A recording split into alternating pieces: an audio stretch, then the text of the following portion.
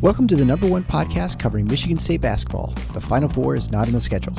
Join Rod and me, Eric, as we dive deep into the Spartans to get you prepared for every game. Subscribe today for in-depth recruiting updates and fantastic interviews with today's important college basketball personalities like Robbie Hummel. Thanks for having me. I have listened to your guys' podcast numerous times on drives throughout any Midwestern Big Ten city. So I am big fans of your guys' work. Jay Billis. And next time, hey, if anybody in Michigan wants a December tea time, call me. You wimps won't show up, but I'll be there. I'll be there and play in the cold. And Izzo will be in front of the fire with hot chocolate. Coaches Thomas Kelly. No problem. Glad to be back, man. Glad to be back. Mike Garland. Just can't sit there and trade twos for threes. You can't do it. You're gonna lose. Coming down the stretch, you're gonna lose. And more. You won't find better coverage of Spartan hoops than you will get here. For both the casual and hardcore fan, come along as we take you for a green and white ride. Hey everybody, it's Eric alongside Rod with our first post-game show of the season. Spartans traveled up early this season to Marquette to take on the Northern Michigan Wildcats in the Superior Dome with a whole lot of fanfare, including the retiring of Tom Izzo's number 10. Michigan State comfortably won the game 70-53 against a very good D2 school in the GLIAC. Outcome wasn't really in much doubt throughout the game. I will say I was impressed just in general, and this is sort of commentary on the game and the event, and that is sort of it, that Michigan State turns, sleepy exhibition game into events. They have all these sorts of experiences and unique sort of situations, and I know we've talked about that a number of times, playing aircraft carriers. But the fact that Michigan State can pull these sorts of things off, get, I don't know what the viewership was in the BTN, but I'm sure it was pretty good for a Sunday afternoon for anything that the BTN usually gets. And so the ability to sort of get exposure and to have a fun sort of experience. Bill Rafferty's kind of joking around. They're doing like some sketches with Mariucci and just ability to sort of highlight the program and to highlight then also, Northern Michigan, but certainly just like great advertisement for the school and for the program. And, I don't know how many people watched it outside of Michigan State fans, but the ability for this program to pull things like this off on a routine basis is really impressive. It is. And, obviously, as Izzo said repeatedly, you got to give Northern Michigan a lot of credit for that as well. Although it sounds like Izzo is the one who talked them into the idea of doing it at the Dome. And for any listeners who aren't familiar, that's normally their football field. That's not where the basketball team plays. Right. And so they had to do some things that, logistically, and I certainly wouldn't pretend to be any kind of expert, but I can imagine some of the things they've got to deal with in terms of orienting the stands and preparing the venue, getting a court in there. Yeah, sure. So there are things that, as was mentioned a couple times in the broadcast, it had more of the feel, this is a little bit of an exaggeration, but you get the point, of a Final Four type game where it's clearly in a venue that's not normal for basketball. And so hats off to Northern Michigan. Their athletic director is Rick Comley, who coached hockey at Michigan State as well as Northern Michigan. Mm-hmm. So, hats off to him. And it looks like they just had a great experience. And so I think both schools kind of putting their heads together and getting this done, as you say, giving a lot more juice to an exhibition game played in, what's still basically early October is pretty remarkable. And of course, retiring Izzo's jersey and all of that, really a celebration for both programs, both universities. So good stuff from that perspective for sure. Yeah, if you think about it, they pulled this off, and I don't know what Northern Michigan's football schedule is, but they're doing this in the midst of a football season, so they have to do a lot of sort of rigmarole there. Yep. I saw some photos of the arena before the game, and one side the bleacher said Izzo, and the other had 10, the number that got retired. So really cool what Northern Michigan put together and how they all pulled this thing off, and so kudos to them and to Michigan State for manage the whole thing. It's really cool. But I guess we'll talk about the basketball out. So, the final was 70-53. Like I said, it wasn't super close. It was never really in doubt. Even when the teams were pretty much ice cold early in the first half, Michigan State made, enough got enough going offensively to get the win. Certainly in the first half, they were a pretty stifling defense. They didn't allow Northern Michigan to do much, and I think most of the field goals Northern Michigan had the first half were threes, and they didn't have a lot of them. I mean, like five. I think five of their first six were from three. Yeah. Yeah. And that was mainly because they just couldn't even get inside the anyone with any sort of room inside the 3-point line, and so they were kind of desperation threes, which they got a couple open looks, but for the most part, I mean, they only shot 28% from three, so it's not like they were killing Michigan State in that respect. So let's talk. I guess really I guess we'll go through the key player. For North Michigan was, I guess we'll talk about the game. One of the things that I think that was most interesting is we didn't know what the starting lineup was going to be. I don't think, at least when we did our pregame, we didn't have for sure. Izzo had hinted at Zapala as the starting five, and honestly, I think we saw why. Yeah, I thought he was, and we've talked about this some. He was a surprise to me, at least in certain respects, in the games in Spain. When they got him. My thinking at least, but I think this was generally reflective of people's thinking because he was a starter at Longwood who made the NCAA tournament last year, but he didn't play huge minutes. Right. And so thus he didn't put up huge numbers. And my thinking was, all right, this is another legitimately big body. He's a 7-footer and he's not skinny. He's got some bulk. So you're adding him to provide some depth to your center position. Basically, much as Michigan State had last year when Jackson Kohler was healthy, 3 guys at the 5, and so you're getting into that position again. And then he provides some depth and some competition and some fouls. That's really and if they were fortunate, maybe an occasional bucket in the post. And that was really about it. But I've seen enough now, having seen 4 games, the 3 games in Spain and this one. Zapala is better than that.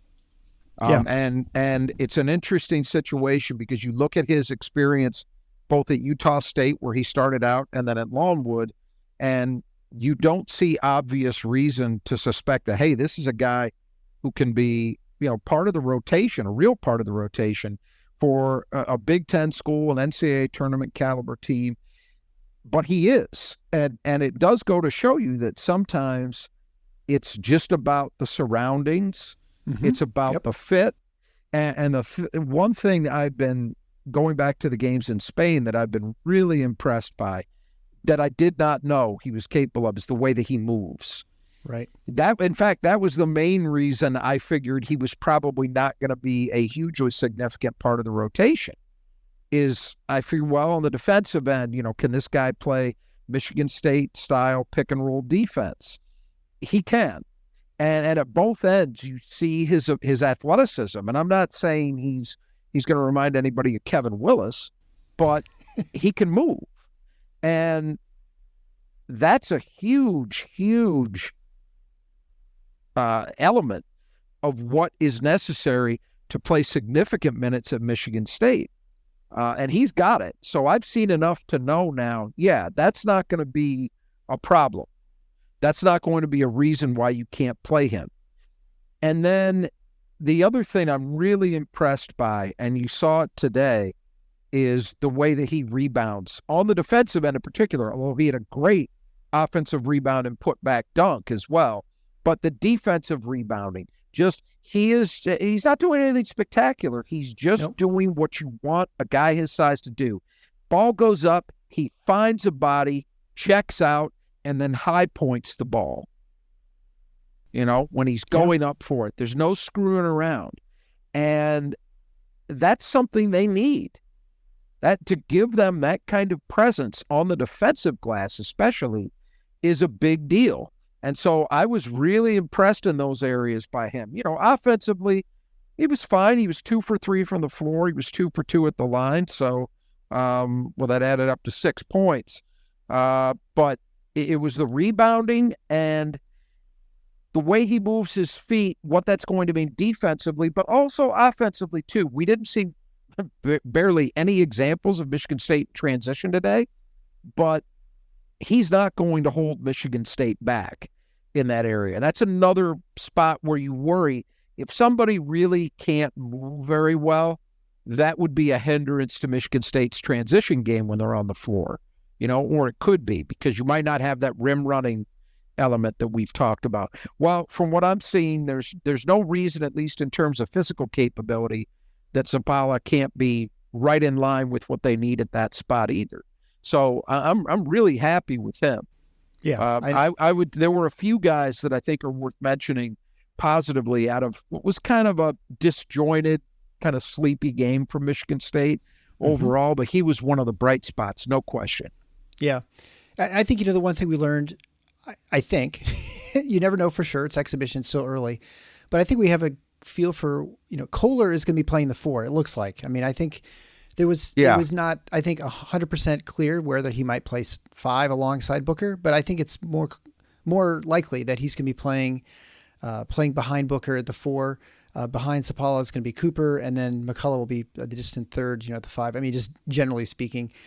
And that probably puts Carr at the 3 behind Fiddler, I would guess. And that is, you're absolutely right. That's what we saw today. I don't think we saw Carr get any 4 minutes.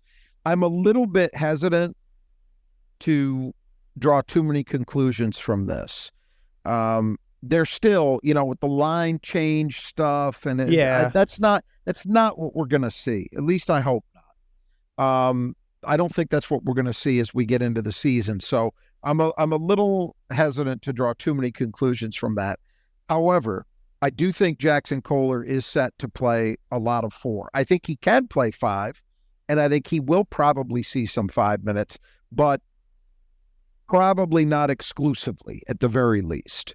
And look, offensively at least, you measure it by what we saw out of him today, and I think he can handle that. And it's an interesting thing too. If he's the 4, what he gives you is a different element than Michigan State's had at the 4 in I don't know how many years. Michigan State has not had a guy who can actually go down on the blocks and get a bucket at the 4 in forever. That was not something Joey Hauser did particularly well. You go back in time and you think about guys that have played the 4. I mean, I guess Adrian Payne, Jaren Jackson could do it occasionally, but those guys were mostly perimeter guys. And so it does give Michigan State a little bit of a different option, a different look when you're playing him at the 4. Of course, the nice thing with Jackson, and we might as well talk about him at some length, he was another guy I think you could say a lot of positive things about. The fact that he stepped out and hit that 3 and looked confident and smooth in doing it, that's a great sign, because he also made some nice moves around the basket. The last one he looked a little bit reminiscent of his first 2 years here where he made a great move and he got blocked. Didn't like seeing that. But, boy, you see the footwork, and we've always seen the footwork, but, I mean, you saw it really impressively, even quicker into his moves today than I think we've seen in the past out of him, which is important because he doesn't get a lot of elevation, so he's got to make moves quickly to get himself free and convert around the basket.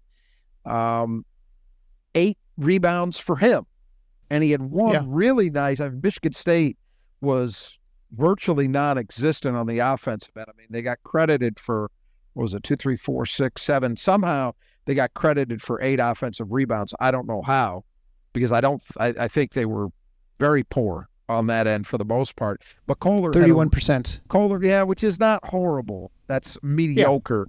It didn't feel that way to me. But Jackson, 1 offensive rebound, which was really the most impressive one they had all day, and then 7 defensive rebounds. That's important to see because I know he could rebound on the offensive end. He's their best offensive rebounder, despite the fact that a lot of people, I guess, who aren't really paying close attention don't seem to realize it. He is their most natural offensive rebounder among the bigs. It's just a fact. The stats back that up, and the eye test backs it up. And the one he had today was a classic kind of Jackson Kohler offensive rebound. He just kept tipping the ball and eventually got control of it, led to a bucket, if I remember correctly. But the 7 defensive rebounds, that's an area where he hasn't been as good. And when most people think about him being a substandard rebounder. They're actually just thinking about the defensive end, because that's someplace where he's allowed himself to kind of get out-athleted and out-toughed at times. Didn't happen today. Now, he's got to translate that into production against better opponents, obviously, but I thought he did a nice job on the boards. And so you put all those things together, defensively, he was fine. Didn't see any major issues. There's one that, again, you got to kind of be paying attention to realize what happened. There was a 3 that was given up in, I think it was the first half, where it looked like he didn't close on the shooter. But the fact is, the Michigan State guard, and I can't remember who it was, lost track of his man. If Jackson had just let it go, that guy would have cut to the rim for a layup, and he would have gotten a pass, and it would have been an easy layup. Jackson got back and denied that pass, and then couldn't recover in time to defend the 3, and the guy he was guarding the 3. But that wasn't really on him. So overall, really nice day from him. And again, he was somebody like Zapala that I thought played pretty well in Spain, and it largely continued today. So I'm enthusiastic about both of those guys. Yeah, and I think the other player that I think we should probably highlight, and then we'll kind of move on, is Jason Richardson. Yeah. He looked good in Spain, and it continued. He showed basically every part of his game. He hit the outside shot. He was able to attack the basket and hit mid-range, and all while playing the point during probably half the time he's out there or something like that. So he was really impressive. I mean, and perfect from the line, 1 for 1.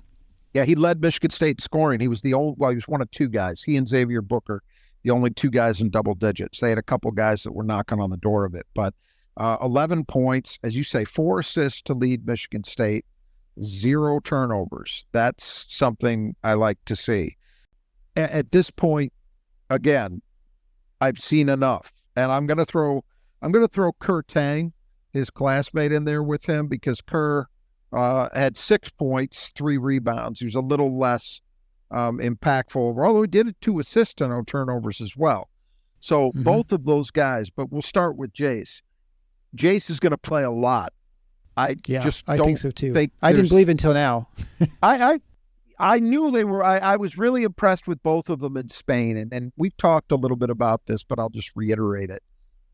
The advantage that they both have is that physically they are ready to go. And you might think that's less important for a guard, but it really isn't, because when you look at a league like the Big Ten, the physical toll that a guard takes matters.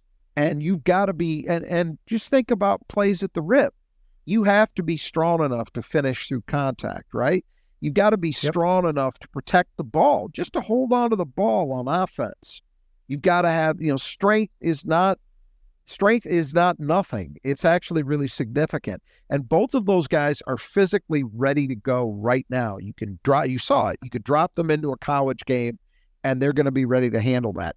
That's really important, because what it allows you to do is it then allows all the other elements of your game, your skill set, your intuition, all of the way you think it, all of that, it allows that to all show through.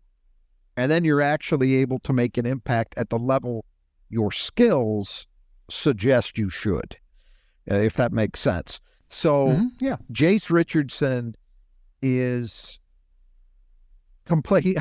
I don't want to say he's the total opposite of his father, because that maybe cuts him a little short in some ways. Yeah. And also his father, because his father thought the game very well too, even though he was a human highlight film.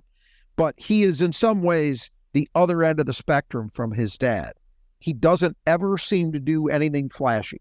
I mean, he's going to get some dunks this year that are going to shock people because they won't see it coming. But he's actually a pretty good athlete. Yeah. It's just he's not his dad, but few are. But he doesn't do anything flashy, but he just is totally under control at all times, seems to make the right read, the right decision, the right play consistently. And again, this goes back to what we saw in Spain. It wasn't just today. So I think when you put those things, all of that together with his skill set, the fact that he can make shots, Not just threes either. He's not just a jumper guy. You saw him finish some plays in traffic too in this game. And that he looks ready to go defensively. Mm-hmm. That's another thing you don't always see out of a freshman. And that's where that physical element comes into play. He's strong enough and quick enough too, obviously, and he understands the game well enough, but he's strong enough to be able to handle it, I think, in the Big Ten. You have to play him a lot. You're going to have to. And it's a beautiful thing for Michigan State to have, because I'm going to tell you, on a day where I didn't think Jaden Akins or Jeremy Fears were anywhere close to their best, you had another guy that you could turn to, and he just goes out and makes plays. Mm-hmm. You know, and that's a huge advantage to have in terms of your backcourt depth. You know, I thought he and Trey Holloman were difference makers in this game in that way, because they had those other two guys to turn to. Just a quick thought about Kerr Tang. Didn't do as much as Jace, but I was really impressed with him too. I mean, you see the ability to make shots, which is not a shocker. He came in with a reputation as one of the best shooters from the perimeter in his class. And you see why. It's a smooth stroke, and it goes in a lot. It's that simple. But the other element that people did talk about when he was recruited, and I thought showed up today a couple of times, is unlike a lot of guys who have shooters reps, he's got grit and toughness to him. He plays with kind of a nose for he had one offensive rebound, which I do believe led to a bucket, where it was just a grit play. Shot went up from somebody else, went off the rim, and he just tracked it down, stuck his nose in, and got the ball in traffic. That is something that Michigan State has not had enough of from its perimeter group in recent years. And if there is going to be any kind of a turnaround in terms of this team's ability to rebound, I think particularly at the offensive end, that element has to show up. And Kerr Tang doing something like that, really good sign. And again, like with Jace Richardson, I'm impressed with him defensively. I think he can go guard people right now well enough that you can trust him.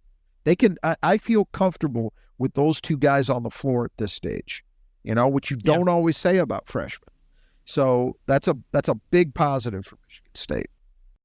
Well, one thing I feel comfortable with is my gutter work in my house. It is the best. I no longer have to stain my front doors. I've mentioned to people before. I've gone over 2 years, and it's just like it was when I restained it a couple of years ago. And the gutters have made all the difference. Not having water splashing my door, it's amazing. Water can cause all kinds of damage, not only when it gets in your house, but hitting the side of your house and especially your door. So having those gutters and having them cleaned out with the leaf guard over them has made a huge difference. It's also limited my ladder use, which has been nice too. So if you need gutter work done, whether it's your house or your business, check out the Brothers Adjust 2 Gutters. They do fantastic work. They can locate on the west side and the east side of the state. 10% off your estimate if you get it. Mention Final Four when you contact them. You can find ways to do that at our support page. You will not regret it. So make sure you head over to our support page at tffinots.com/support. Do it today. You'll be glad you did. And they sponsor the player that Michigan State needs to keep in the gutter, and that player was Dylan Cool, who ended up the game with, he was definitely kept in the gutter by Michigan State. He finished with 3 points, 4 points. He was 2 for 8 from the field, 0 for 2 from 3, a couple rebounds, and 2 blocks of steal, 1 assist, 1 turnover. He was basically neutralized, and he was, as far as we will surmise, he's their best returning player. He was former all GLIAC player last year. So, you know, they did a great job limiting his ability to get things done. That was really good work out of Michigan State in guarding him.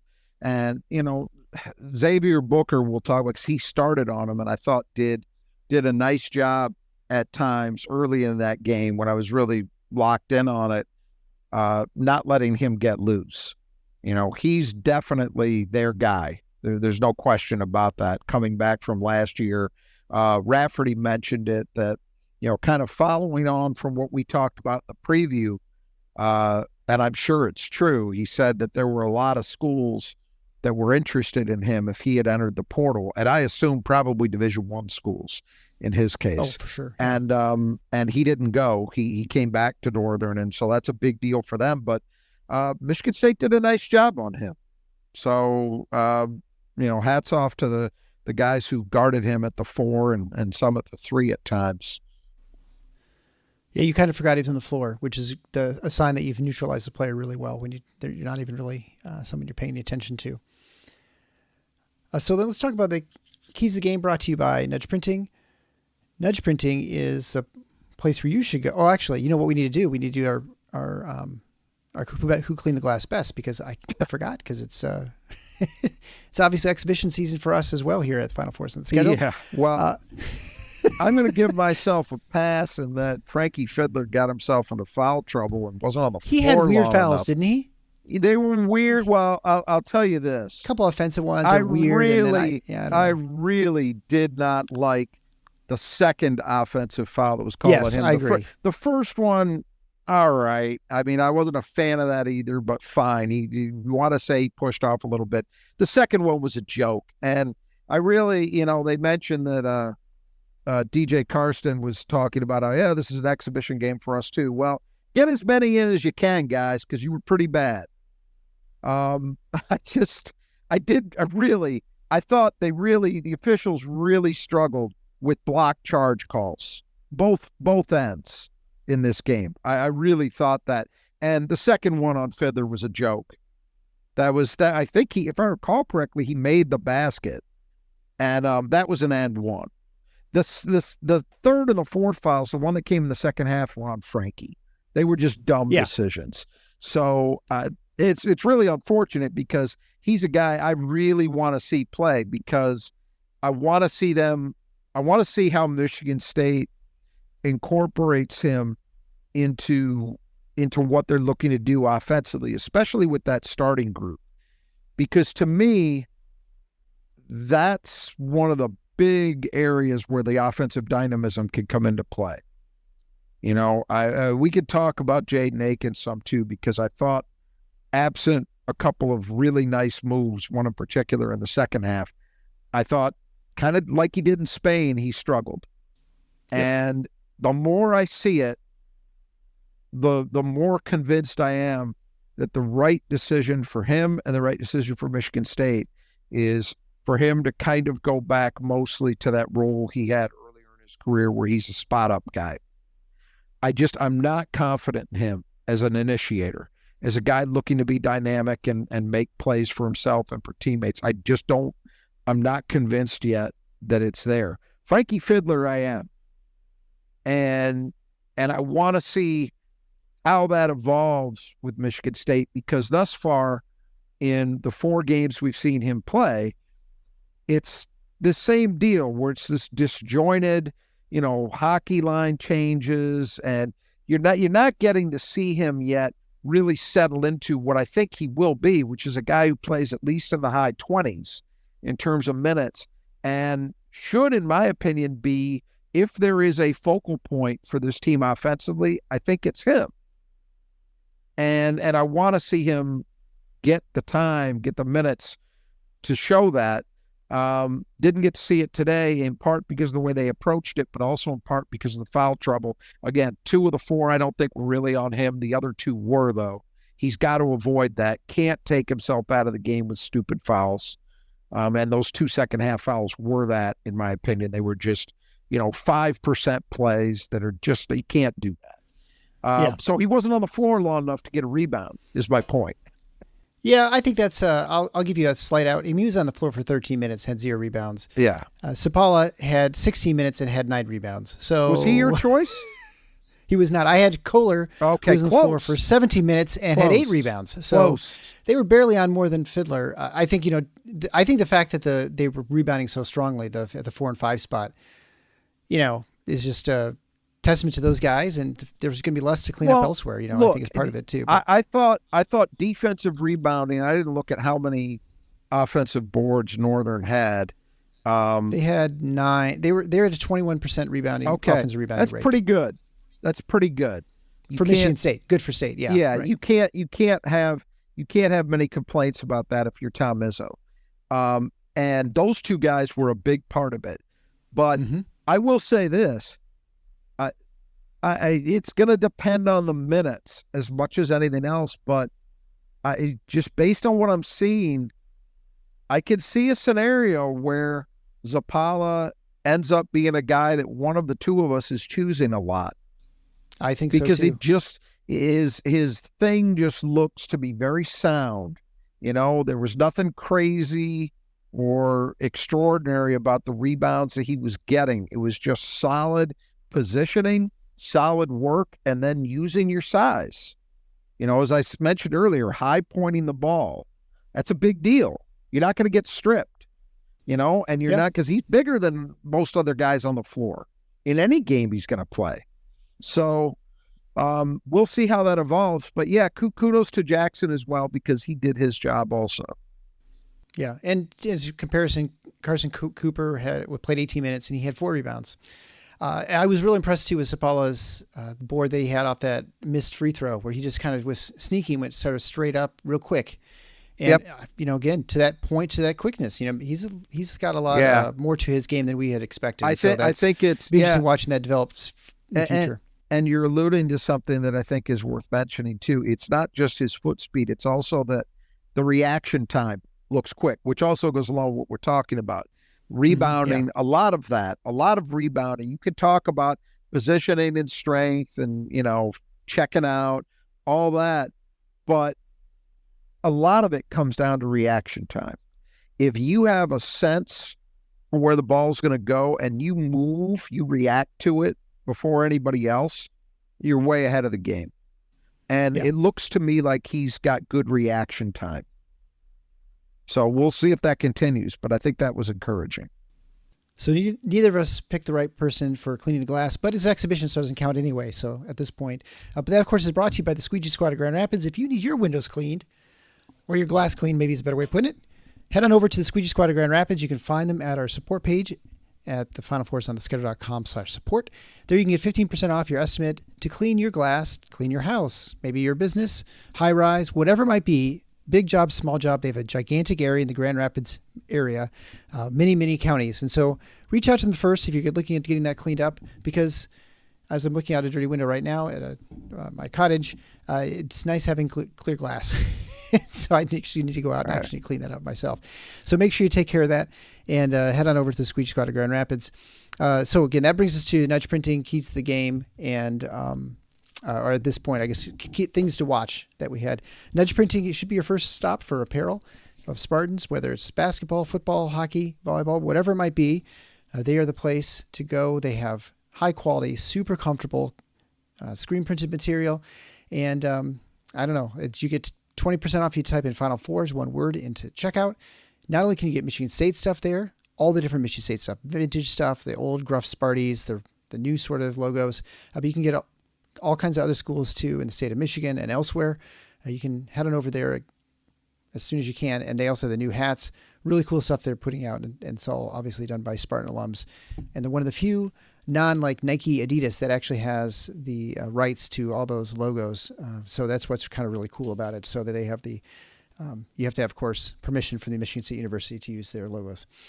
So the first one we'll go with you quickly is just health, and it seemed, as far as I could tell, everybody remained healthy. So there are no injuries during the game. So that was good. Big. One of the big things out of any exhibition game is don't get anybody hurt, right? And so they did that, and that counts as a big victory. The second key to the game is transition. So I have to say one thing first. It was interesting. Those were the tightest nets I've ever seen. Like, I would see the ball there a couple of times. The ball got stuck in the net. Like, they had to actually tap it out. Like, guys jump up and tap it out. So I don't know if that was intentional by Northern Michigan, or if they just got some brand new crisp nets that they put extra starch on or something. But so there wasn't much transition from off made baskets. And State had a couple times, you definitely saw, as we did last year, when Jeremy Fears is pushing, he really pushes.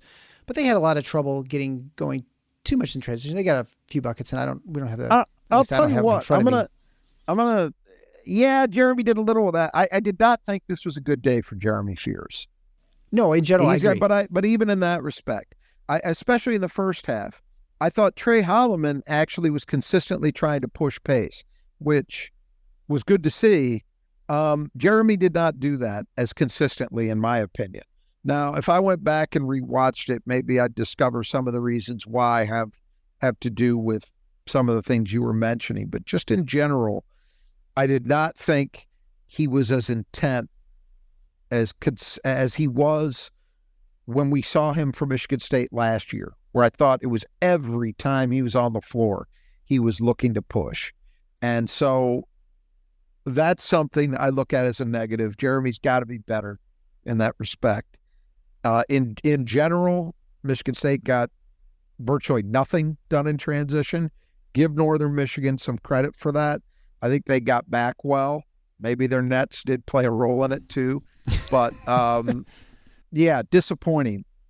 Disappointing because this is a team that I think, particularly that first unit, here's the thing.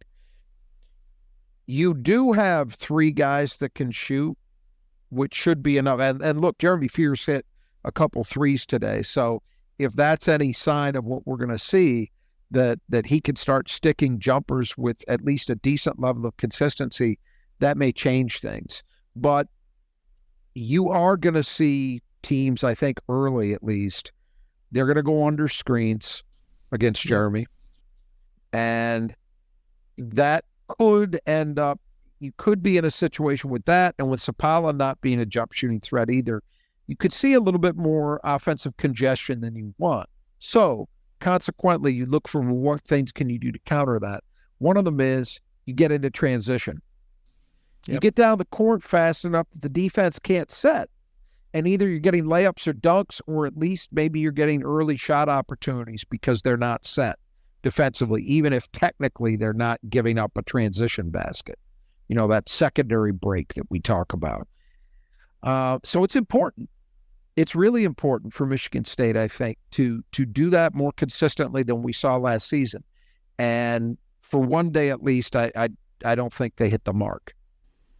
Yeah, there was that really nice, and I don't even know if it's a transition bucket, but it's where Fears racing down the court and threw it back to the trailing 4, which is Booker, who hit the 3. And so, I mean, that was a good secondary sort break of thing too. Yes, that was. You're right. We saw glimpses, but just not consistent at all. Yeah, and again, I think decent from Trey. I don't have complaints with what Trey Holloman did. I got complaints with what Jeremy Fears did. Yeah, and Jace moved the ball up pretty well too. But again, I don't think huge as transition wise, they weren't really doing a whole lot. So third key to the game was get the biggest book going. Whether that's moving with purpose, Kohler outside, Zapala, Cooper running, setting picks and stuff. And, I mean, obviously, I think we talked about Zapala looked pretty good.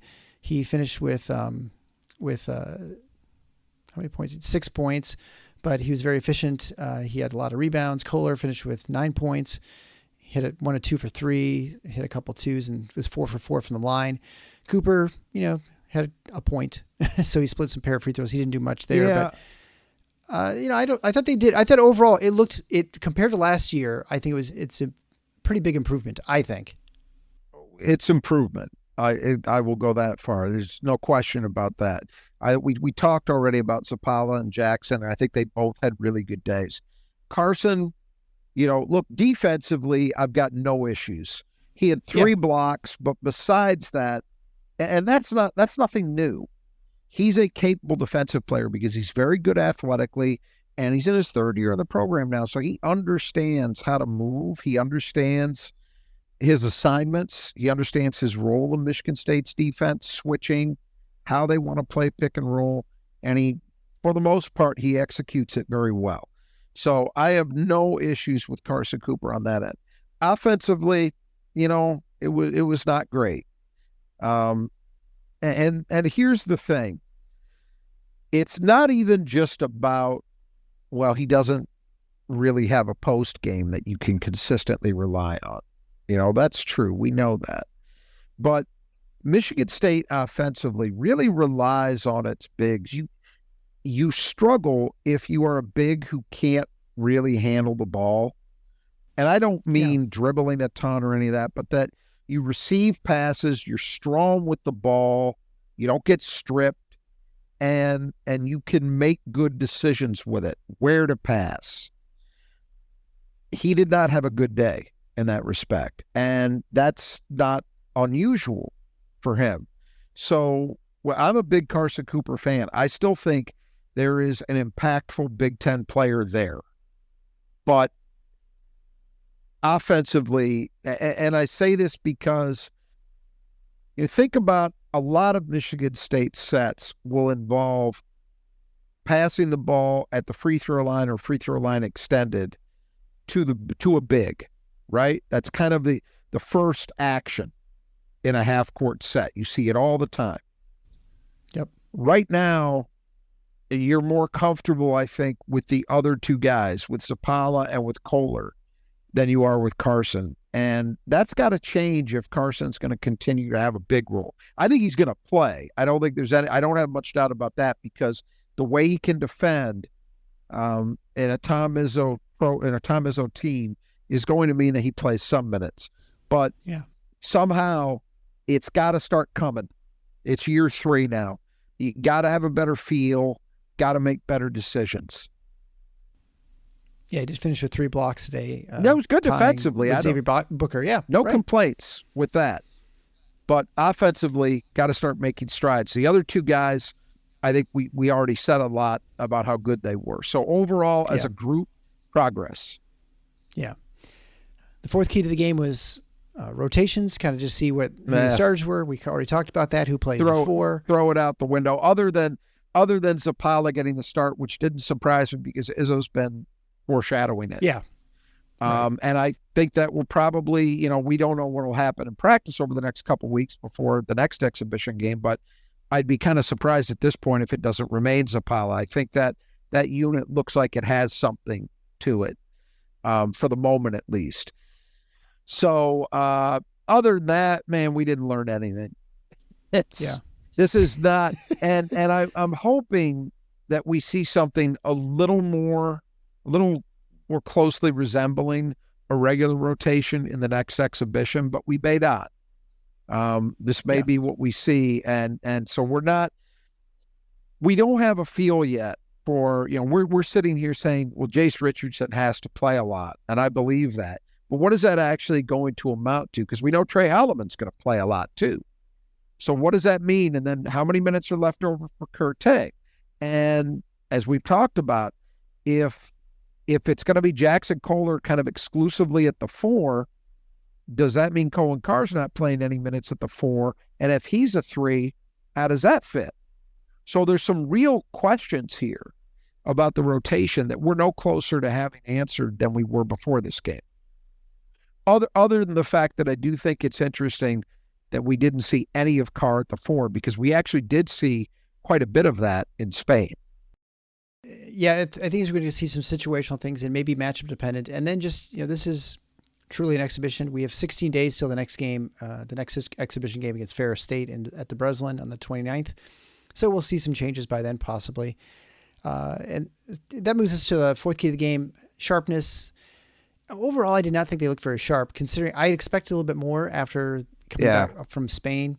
And so I was a little disappointed there. I will say, and maybe you agree or disagree with this statement, but I felt like the movement on offense, even when they weren't scoring, there's a lot of activity, and it looked like there was less stagnation in the offense than there was last year. And maybe that was just a couple times I was focusing on it, but I felt like there was a lot of people cutting all the time and moving, and not many people standing around. I do agree with you on that, and I thought that was particularly evident in the second half.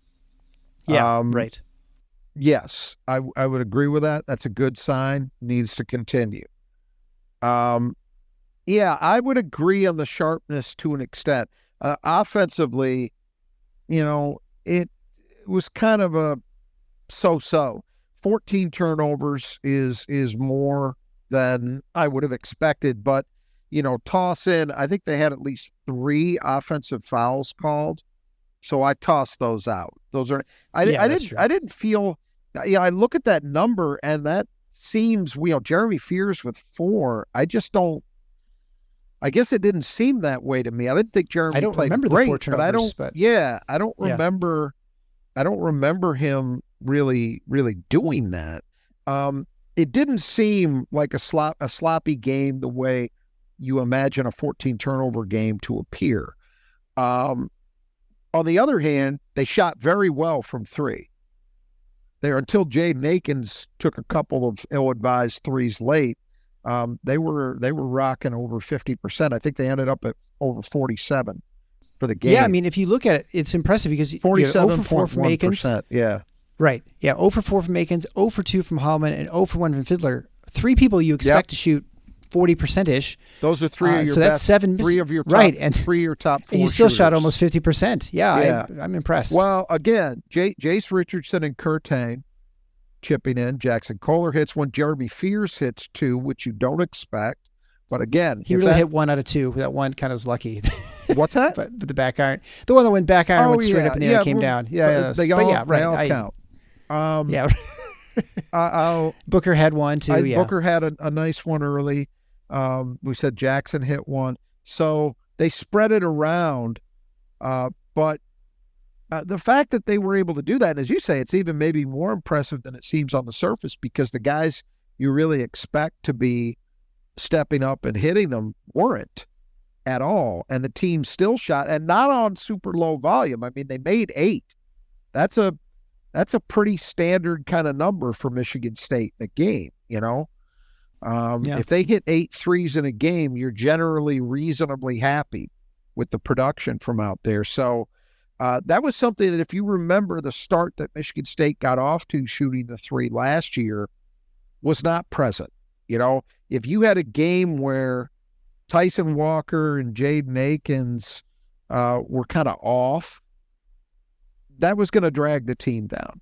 They didn't really have enough. I mean, eventually Trey Holloman got going, but they didn't really have enough to make up for their top guns struggling as a group.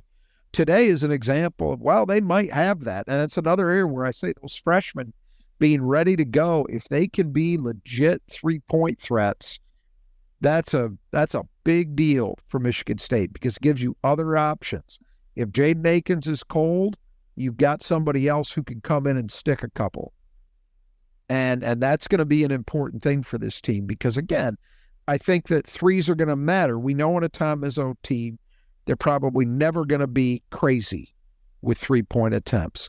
But this team needs some production from out there. I think they will struggle offensively if they're not getting production, not necessarily the percentage, but the volume of makes that they had today. That's kind of a bellwether stat in some ways with this team, I believe. Yeah, I mean, a third of their shots were threes, and so I think that's probably pretty typical. Yeah, it was. It was very much a standard Michigan State game that way. Yeah.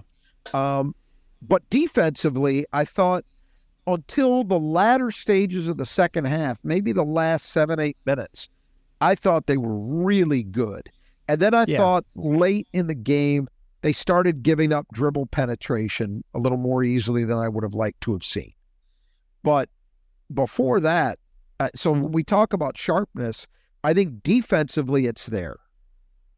I was pretty impressed with the way they defended for the most part in this game. Offensively, it was kind of in and out in some ways, but defensively, pretty happy with it. So we'll see if we see some strides made in that sharpness on offense a couple weeks from now. Well, I think we'll wrap it up there unless you have anything else to add. And then the only other thing would be, again, with regard to sharpness too, it's obvious, but I might as well state it. You know, part of the other problem is when you're playing this way and you're just shuffling guys in and out and you're not really, you know, sharpness can be a tough thing to maintain on offense in particular. And so I think that's part of it too, but, you know, no excuses. They need to be better in some ways. Yeah, especially against a D2 school. Even if they're a good school, you should still be able to look a little better. All right, so I guess we'll wrap it up there. Again, make sure you visit our sponsor of the show, Fantastic Spartans. Go to the Squeegee Squad of Grand Rapids, the Brothers of Just Do Gutters, and Nudge Printing. You can find all links to them at our support page at thefinalfours.com/support. You can also find ways to support the show financially with recurring or one-time gift via PayPal, Venmo, Patreon, or Substack. So until next time, the Final Four is on the schedule. Go green.